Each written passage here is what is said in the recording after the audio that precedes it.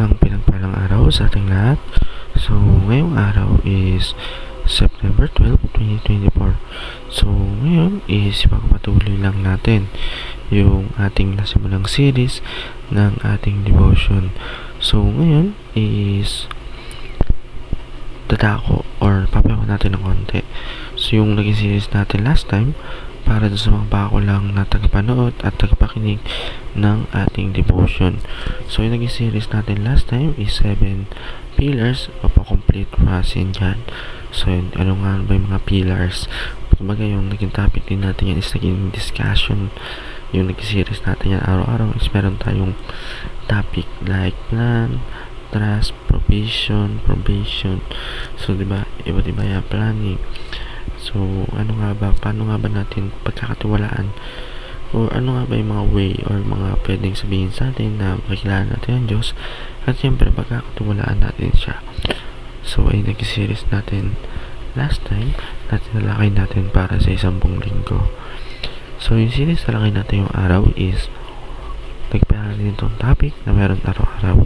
So, 7 principle to achieve our God-given goal. So, ano nga ba? Alamin natin kung ano nga ba yung given goal na binigay sa atin ng Diyos. Kailangan alamin natin kung ano nga ba yung dapat na gawin natin sa mundong ito. Kasi ginawa tayo ng Diyos na may dahilan. Hindi tayo ginawa ng Diyos para lang dumami yung tao sa momento. Kasi una pa lang di ba? Dumami na tayo. Madalas yung ginawa pa lang tayo, napakadami sperm pero tayo yung nanalo. Kung ba yung panalo yun is merong goal na dapat tayo magawa or merong tinadhana ng Diyos na gagawin natin sa mundong ito. Kaya nga alamin natin kung ano nga ba yung given goal na binigay ng Panginoong Jesucristo. So ito yung series na lakay natin para sa 10 linggo. So para ang Bible verse na lakay natin yung araw is Proverbs chapter 13 verse 11.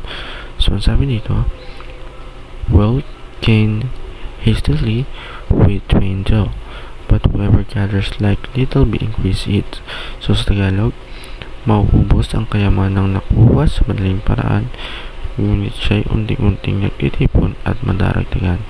So, ayun, kumbaga yung mauubos lang yung kayamanan na makuha natin sa madaling paraan. Kaya, kailangan yung mga makuha natin is pinaghihirapan natin at galing sa mabuti. So, paano talakayin tayo lumako sa ating katuruan?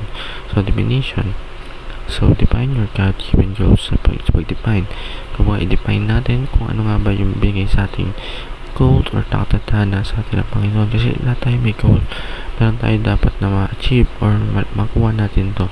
Kaya i-define natin kung ano nga ba yung in-according or yung tinadhana ng Diyos para sa atin. So, ayun nga. Define your God-given goals. Sa pangalawa, planning.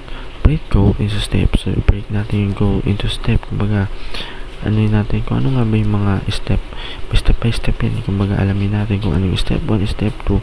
Pag nalampasan natin to, maging achievement natin to para dun sa paunti-unti natin makuha yung goals na binigay sa atin ng Diyos. So, number 3, make daily progress. So, araw-araw gumawa ka ng progress. Example ka lang, i-share ka sa akin, diba? Ako, diba, isang dating pasaway pa naman. So, dati takot ako magdasal sa ng Diyos, diba, scholarship ako. First step, nag-sign in, yung fill up. So, nag-exam ako, nakapasa ako. Yun, unti-unti na ako nabago dahil sa mga lesson, tinuro sa akin ng mga core members. And ayun, nag-worship. And ito ako ngayon, nagde-devotion at nagde-discuss sa inyo. Baka make daily progress. Araw-araw mayroon tayong progresyo. Break goals into step by step yan. So, sana yung nakits nyo. And ay lang mo ba, sa araw ito na may manatutunan tayo sa pakinig at panood. God bless all.